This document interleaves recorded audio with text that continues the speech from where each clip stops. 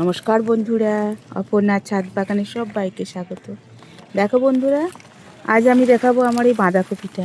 এটা আজকে আমি তুলে নেবো। বাঁধাকপিটা ফেটে যাচ্ছে, আর তা পাখিরা তো এসে ঠোকরাচ্ছে সবসময়, সব কিছুতেই তাদের আগে অধিকার।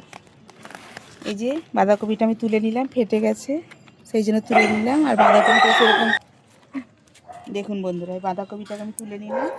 বাঁধাকপিটা ফেটে যাচ্ছে, কী কারণে হচ্ছে আমি সেটা জানি না, ফেটে যাচ্ছে আর পাখিরা এসে ঠোকরাচ্ছে, সেই জন্য তুলে নিলাম। বাঁধাকপিটা খুব একটা বড়ো যে হয়েছে তা না, ছোট্টোর মধ্যে হয়েছে।